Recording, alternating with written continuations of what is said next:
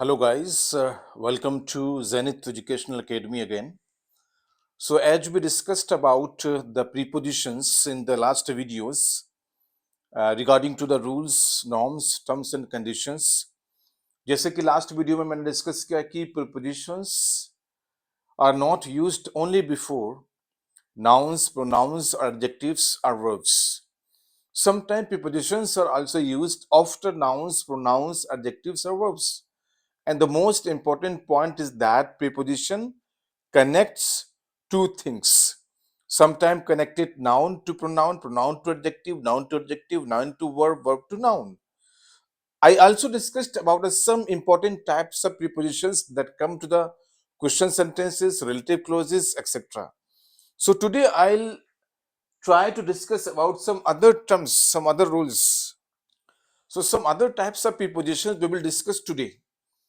And we will see here what kinds of prepositions are there to violate the conditions of the traditional grammar as we discussed about different kinds of prepositions.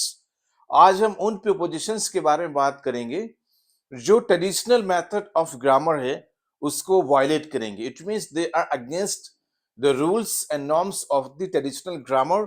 Just we have discussed that preposition is a word, you can say parts of a speech comes before noun or pronoun. ये traditional grammar का method है, that is the definition of it. But today there is a process mechanism to violate the rules of it. But how? Come to here. So आज हम बात करते हैं passive sentence की. Passivization. Passive sentence, you know very well. Passive means when we change active into it, and passive is a change from active based on the different structures. Suppose sometimes we use by, it means object plus helping verb plus main verb third form plus by plus subject. लेकिन एक दूसरा passive sentence होता है, we do not use the structure of by. जो by वाला structure होता है passive का, जरूरी नहीं कि उसी स्ट्रक्चर से ही पैसिव सेंटेंस बनेगा. पैसिव सेंटेंस की सबसे इंपॉर्टेंट चीज क्या है? Use helping verb, auxiliary verb in a sentence plus main verb third form. Passive verb का ये भी होता है कि अगर आपने सेंटेंस में हेल्पिंग वर्ब के साथ मेन वर्ब की थर्ड फॉर्म यूज की, that means it is a passive sentence. If I say it is interested, it is interested to read a book. अब देखिए इसमें इज जो है वो हेल्पिंग वर्ब का रोल है और इंटरेस्टेड जो है वो मेन वर्ब है जो इसकी थर्ड फॉर्म है. ये पैसिव सेंटेंस है. ठीक है.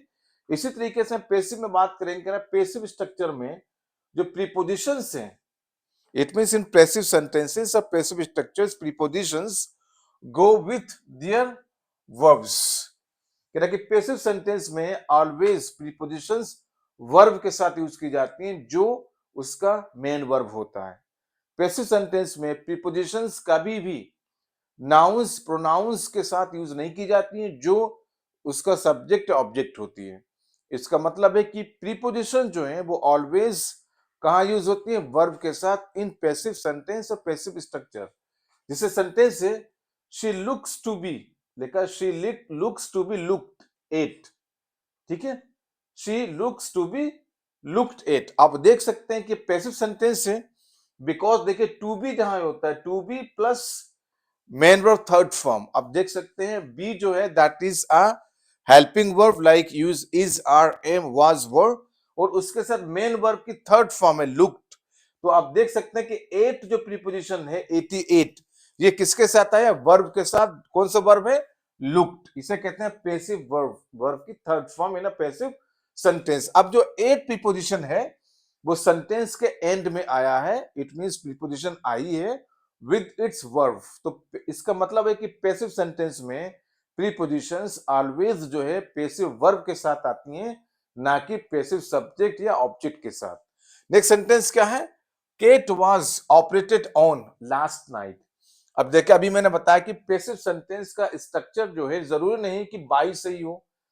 व्हाट हैपेंस, मेन रूल क्या है पैसिव सेंटेंस का? Helping verb plus main verb third form. जैसे देखिए हेल्पिंग वर्ब क्या? वाज है और मेन वर्ब की थर्ड फॉर्म क्या? ऑपरेटेड. तो ऑपरेटेड का थर्ड फॉर्म इसलिए पैसिव सेंटेंस है. ठीक है. अब देख सकते हैं कि केट वाज ऑपरेटेड ऑन. अब जो ऑन है प्रीपोजिशन वो किसके साथ आई है?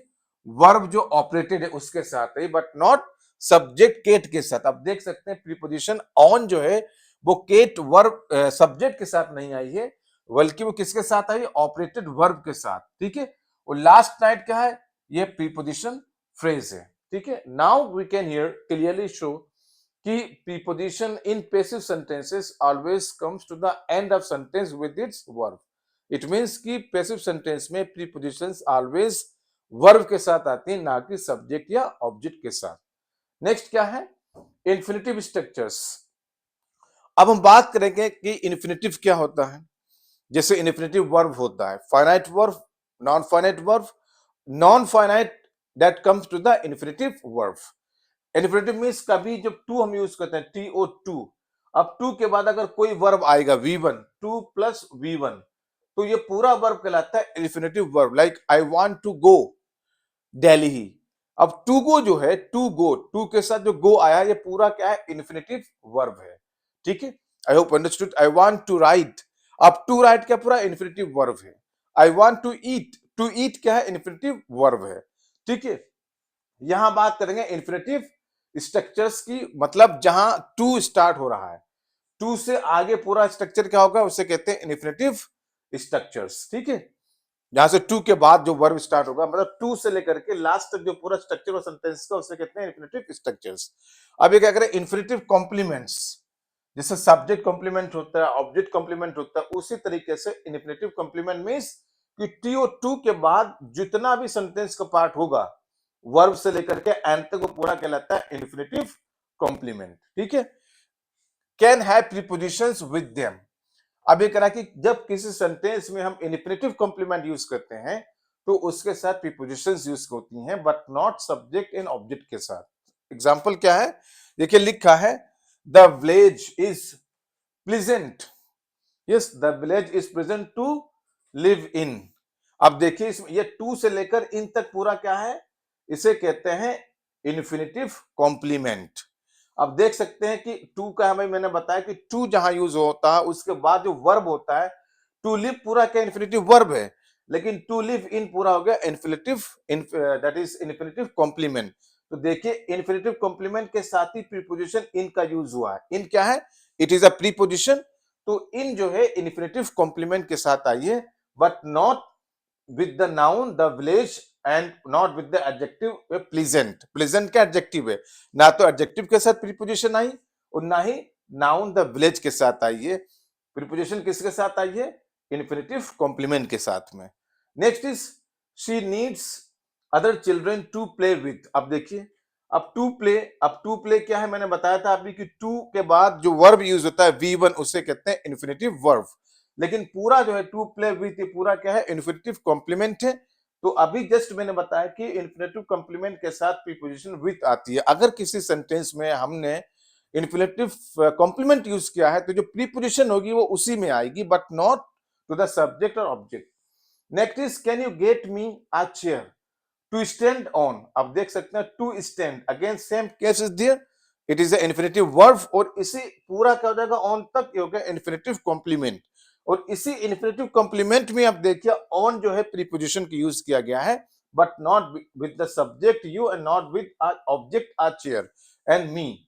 देखिए किसी के साथ भी प्रीपोजिशन यूज नहीं की गई है, क्योंकि यहां हमने यूज कर लिया सेंटेंस में इन्फिनिटिव कॉम्प्लीमेंट।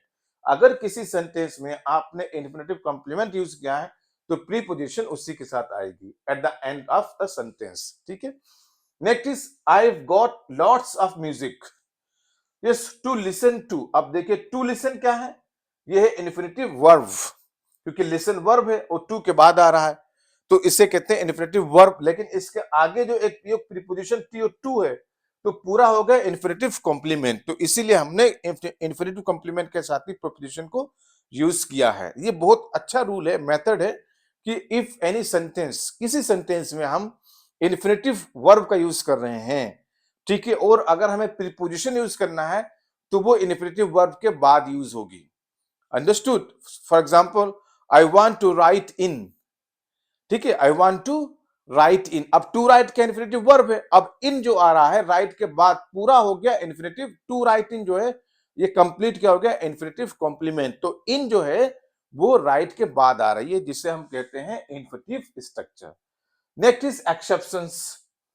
ठीक है, एक्सेप्शंस का मतलब होता है कुछ चीजें अधूरी रह जाती हैं, एक्सेप्शंस हैं। इसका मतलब कि ये सारी चीजें कंप्लीट स्ट्रक्चर पे फॉलो नहीं करती हैं। कुछ ऐसे भी सेंटेंसेस हैं जिनमें प्रीपोजिशंस बिगिनिंग में आती हैं, एंड में नहीं आती, एंड में आती तो बिगिनिंग में नहीं आती हैं। इसी एक्सेप्शन मीन्स कि कोई रूल है, कोई नियम है, वो सब पे लागू नहीं होता, कुछ लोगों पे लागू नहीं होता है। सपोज कुछ सेंटेंसेस पे लागू नहीं होता है, तो उससे एक्सेप्शन का मतलब कह रहा है कि ड्यूरिंग एंड सिंस दो ऐसी प्रीपोजिशन हैं, ड्यूरिंग एंड सिंस दो ऐसी प्रीपोजिशंस हैं, are not normally put at the ends of the clauses. ठीक है, अभी हमने जितनी भी प्रीपोजिशंस यूज की हैं, सारी प्रीपोजिशंस कहाँ आ रही हैं? क्लोज के एंड में, सेंटेंस के एंड में। लेकिन दो ऐसी प्रीपोजिशन है ड्यूरिंग एंड सिंस जो कभी भी क्लोज या सेंटेंस के एंड में यूज नहीं होती हैं। They may be used in the beginning of sentence और in the mid position of the sentence. ये एक्सेप्शन है। मैंने बताया था अभी कि ऐसा नहीं कि सारी प्रीपोजिशन जो है वो सेंटेंस या क्लोज के एंड में ही यूज हो सकती हैं या होती हैं। कुछ ऐसी प्रीपोजिशंस हैं जो सेंटेंस या क्लोज के एंड में नहीं आती हैं, उसे कहते हैं एक्सेप्शन। तो इसलिए ड्यूरिंग और सिंस दो ऐसी प्रीपोजिशन है जो सेंटेंस के एंड में यूज नहीं होती हैं, वो बिगिनिंग में यूज होती है। जैसे एग्जांपल है during which period did it happen question mark. अब आप देखें ड्यूरिंग जो है वो सेंटेंस के क्लोज के बिगिनिंग में यूज की गई है। During which period did it happen question mark. अगर आप कहते यस लाइक अगर ड्यूरिंग को लास्ट में यूज करते हैं आप, which period did it happen during. अब ड्यूरिंग देखिए लास्ट में आया यहां पे, तो इन दिस केस क्या है, ये गलत होगा, क्योंकि ड्यूरिंग जो है वो कभी भी किसी क्लोज के सेंटेंस के एंड में यूज नहीं होती है, वो ऑलवेज बिगिनिंग में यूज होती है। ठीक है, इफ यू से which period did it happen during और ड्यूरिंग लास्ट में आ रहा है तो ये गलत सेंटेंस होगा, गलत क्लोज होगा। That's why we have used during in the beginning of clause. इसी तरीके से सिंस है, लिखा since when have you been working for a question mark. अब देखिए सिंस जो है it is used in the beginning of sentence. Since when have you been working for her question mark. अगर इसी सिंस को आप लास्ट में use करेंगे, कैसे? आपने कहा when have you been working for her since, जैसे कि अगर आपने सिंस या लास्ट में यूज किया in the end of the close, तो ये सेंटेंस क्या हो जाता है? ये रॉन्ग सेंटेंस हो जाएगा, क्योंकि रूल कहता है कि ड्यूरिंग एंड सिंस दो ऐसी प्रीपोजिशंस हैं जो क्लोज के बिगिनिंग में यूज होती हैं, ना कि क्लोज के एंड में। Okay friends, so come to the next point to discuss in the prepositions. Next point क्या है? फॉर्मल स्ट्रक्चर्स की बात करते हैं। It is formal structures but not informal structure. Formal structure means in a more formal style. Yes, that is definite. It means when we are more formal, it means more formal style, use language in more formal. Structured means we are concerned to use the selected words, reputed words for somebody, for his praise, congratulations, somebody, yes, something else. So it means कह रहे हैं कि a preposition is often put earlier in questions and relative structures before the questions or relative pronoun. कहने का मतलब कि जब हम more formal structure यूज करते हैं in a language, English में if somebody is using more formal structure, some more formal style, तो उसमें कह रहे हैं कि प्रीपोजिशन जो है yes put earlier in questions, तो हम क्वेश्चन वर्ड से पहले प्रीपोजिशन यूज करते हैं। If we using informal structures, इसमें क्या होता है कि prepositions used after the question word. ठीक है, जैसे हम डिस्कस किया व्हाट फॉर, यस यस। तो इस तरीके से कहने का मतलब ये कि जब हम मोर फॉर्मल स्ट्रक्चर की बात करते हैं तब हम प्रीपोजिशंस को question word means WH class of words like what, why, when, who, how, इससे पहले प्रीपोजिशन यूज करेंगे। और अगर हम कोई रिलेटिव प्रोनाउन यूज कर रहे हैं, जैसे कि हमने डिस्कस किया relative pronoun, yes that is also that, जैसे that, whether, yes and WH class of words relative pronoun से, तो उनसे पहले भी हम प्रीपोजिशन यूज करेंगे बट नॉट आफ्टर दैट। जैसे कि लास्ट वीडियो में हमने डिस्कस किया कि prepositions used after WH question words and also used after relative pronoun. लेकिन इसमें बात हो रही है मोर फॉर्मल स्टाइल की। तो नंबर 1 क्या है, लिखे with whom did she go question mark. अब ये क्या मोर फॉर्मल स्ट्रक्चर है, it is not informal structure. अगर इनफॉर्मल स्ट्रक्चर होता just whom did she go with, तो with लास्ट में आ जाता। फॉर्मल एंड इनफॉर्मल डिफरेंस है, इनफॉर्मल स्ट्रक्चर में क्या है, प्रीपोजिशन एंड में आती है, यस, एंड फॉर्मल में प्रीपोजिशन बिगिनिंग में आती है। It means before question word और बिफोर रिलेटिव प्रोनाउन। तो इसमें देखिए क्वेश्चन वर्ड क्या whom है, ठीक है, क्वेश्चन वर्ड इज whom और कैन से रिलेटिव प्रोनाउन इज whom। तो इससे पहले हमने प्रीपोजिशन विथ को यूज किया है, ठीक है। विथ प्रीपोजिशन जो है वो क्वेश्चन वर्ड whom से पहले यूज किया गया है, because it is a formal structure और can say formal style.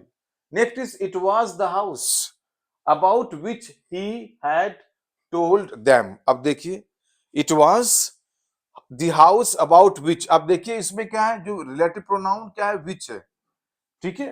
He had told them, तो डेफिनेशन कह रही है in the formal structure, in more formal style what happens if we are using any relative pronoun, that हो चाहे weather हो या कोई डब्ल्यू क्लास ऑफ वर्ड्स हो, तो उससे पहले ही हम प्रीपोजिशन को यूज करेंगे। तो इसमें देखिए विच जो है वो क्या preposition, sorry that is a relative pronoun है, या कह सकते हैं डब्ल्यू क्वेश्चन वर्ड है, ठीक है। तो इसी में सॉरी ये डब्ल्यू क्वेश्चन वर्ड नहीं है क्योंकि ये क्वेश्चन सेंटेंस नहीं है, ठीक है। ये क्या है, रिलेटिव प्रोनाउन है, ये जो है क्वेश्चन वर्ड है, ठीक है। तो इससे पहले हमने अबाउट जो है प्रीपोजिशन को यूज किया, about which, not which about, ठीक है। नेक्स्ट इज, नेक्स्ट सेंटेंस क्या है, she was the only person with whom he could discuss his problems. Again in this sentence आप देख सकते हैं कि whom जो है WHOM, ये क्या, again it is relative pronoun and ये सेंटेंस जो है मोर फॉर्मल है, या कह सकते हैं yes that is a more formal style, या कह सकते हैं मोर फॉर्मल स्ट्रक्चर है। इसीलिए हमने प्रीपोजिशन जो है इसके बिगिनिंग में, इसके पीछे यूज किए या इसके आगे यूज किए, विथ हुम, नॉट हुम विथ।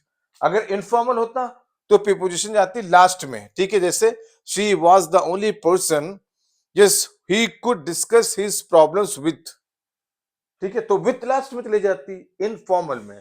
बट फॉर्मल स्टाइल में क्या है कि जो प्रीपोजिशन है वो ऑलवेज डब्ल्यू क्वेश्चन वर्ड हो उससे पहले यूज होगी, या कोई रिलेटिव प्रोनाउन है उससे पहले यूज होगी, ठीक है। इसी तरीके से नेक्स्ट कह रहा है कि अगर आप इन्फिनेटिव कॉम्प्लीमेंट्स, जैसे अभी डिस्कस किया मैंने, इन्फिनेटिव कॉम्प्लीमेंट मींस जब टू जो है वो वर्ब से पहले हो, मतलब to eat, to write, to sing, तो ये पूरा क्या है, इन्फिनेटिव वर्ब है। तो इसके आगे जो हम प्रीपोजिशन यूज करते हैं उससे कहते हैं, पूरे स्ट्रक्चर को कहते हैं इन्फिनेटिव कॉम्प्लीमेंट, जैसे हमने अभी डिस्कस किया है।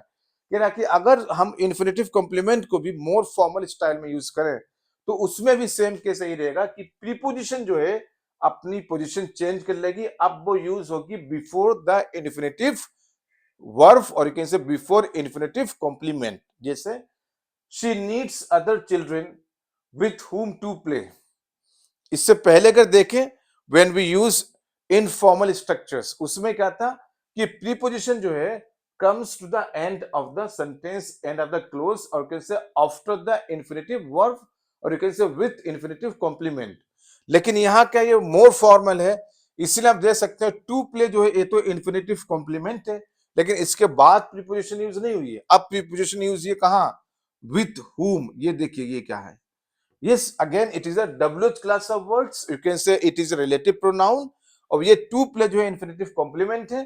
तो इससे पहले हमने किया प्रीपोजिशन यूज की विथ, ना कि टू प्ले विथ। अगर इनफॉर्मल होता तो यूज होती she needs other children whom to play with, or who to play, sorry, she needs other children who to play with। अब with to play के बाद आता, लेकिन फॉर्मल है इसीलिए with जो है to play से पहले यूज की गई है। It is a boring place, it is a boring place in which to live। अब again you can say to live जो है it is the infinitive complement, क्योंकि टू मैंने बताया टू जो है एक इन्फिनेटिव की पहचान है, उसके आगे अगर कोई वर्ब यूज है तो, क्योंकि टू प्रीपोजिशन है यहाँ पे, ठीक है। टू लिव यहाँ पे, सॉरी टू यहाँ पे प्रीपोजिशन नहीं है, सॉरी टू प्रीपोजिशन होती है जब हम इसको नाउन या प्रोनाउन के पहले यूज करते हैं। Suppose I want to go, ये तो हो गया infinitive verb, to go infinitive verb है, ठीक है। I want go to Delhi. अब दिल्ली से पहले टू यूज हुआ, अब ये प्रीपोजिशन है, लेकिन यही टू जब वर्ब से पहले यूज हो तो होता है इन्फिनेटिव मार्कर। तो पूरा जो टू लिव है इसे कहते हैं इन्फिनेटिव कॉम्प्लीमेंट। अब आप देख सकते हैं हमने प्रीपोजिशन इन जो है इससे पहले यूज किया है और इसके बीच में एक डब्ल्यूएच क्लास ऑफ वर्ड्स भी आ रहा है जिससे कहते हैं रिलेटिव प्रोनाउन। तो फॉर्मल स्टाइल में क्या है कि प्रीपोजिशन जो है वो इन्फिनेटिव कॉम्प्लीमेंट से पहले यूज होती है और इनफॉर्मल में क्या है इन्फिनेटिव कॉम्प्लीमेंट के बाद यूज होती है। नेक्स्ट क्या है, कुछ हमारे पास फिक्स स्ट्रक्चर होते हैं, जैसे स्ट्रक्चर क्या है वेयर टू। अब वेयर और टू के बीच में हम वर्ड्स यूज कर सकते हैं to make a proper sentence, ठीक है। तो हमारे पास तीन फिक्स स्ट्रक्चर हैं, where to, what, like and what for. अब तीन स्ट्रक्चर हैं, ये स्ट्रक्चर चेंज नहीं हो सकते कि whenever we use the formal structure like where to, what, like and what for. अब इसका स्ट्रक्चर देखिए ये है, बट ये क्या है, हैव अ फिक्स्ड ऑर्डर, ये फिक्स्ड ऑर्डर में है। They can not be change, हम इसको नहीं कह सकते to where, like what, for what, नहीं, क्योंकि ये स्ट्रक्चर फिक्स है, ठीक है, फ्लेक्सिबल नहीं है। सेंटेंस है where shall I send it to. अब देखिए, अब यहाँ टू है, यहाँ वेयर, वेयर और टू के बीच में हमने ये वर्ड्स यूज किए टू मेक अ क्लोज, लेकिन हम इसको इस स्ट्रक्चर को चेंज नहीं कर सकते। हम ये नहीं कर सकते to where shall I send it question, no, क्योंकि वेयर और टू जो है ये फिक्स है। अब इनके बीच में हम वर्ड्स यूज करेंगे, ठीक है। अब टू जो है प्रीपोजिशन है that come to the end of a sentence, क्योंकि फिक्स है।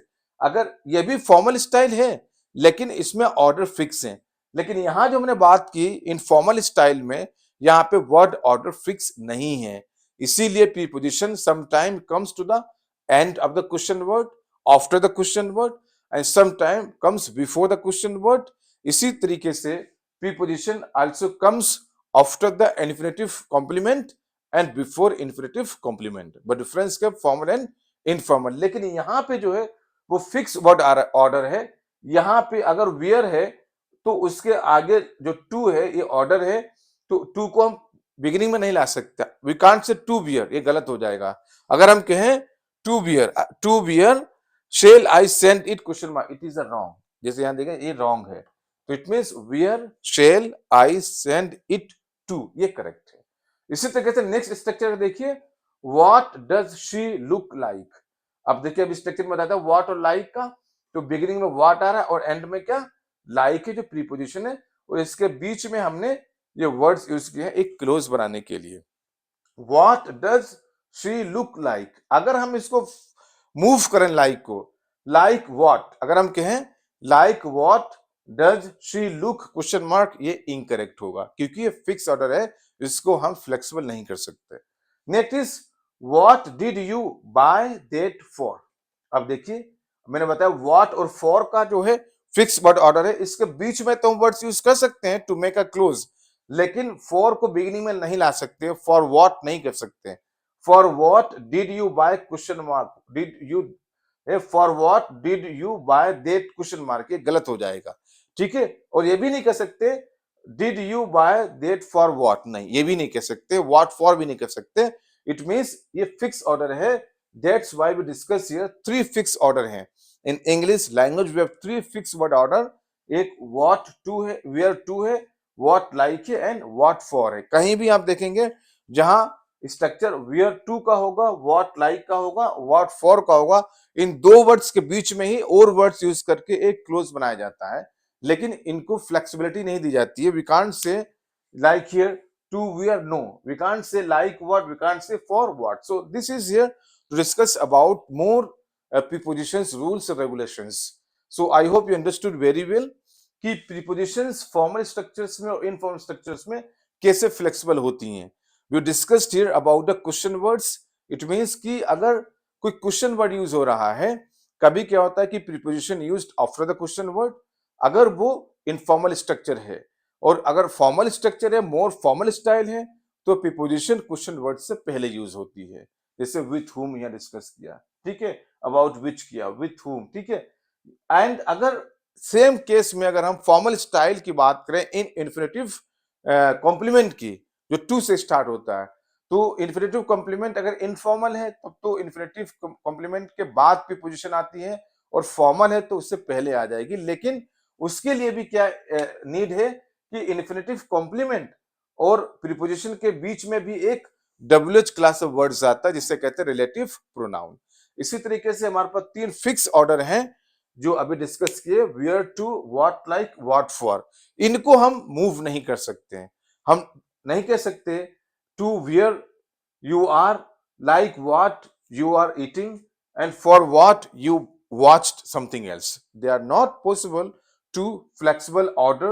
It means movement of the words from end to beginning or beginning to the end. So I hope you understood very well about the prepositions. So it is our last video.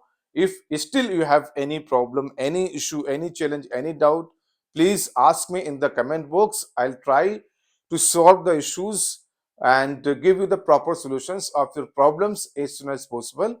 So please like it, share it, and subscribe my channel. Thank you so much.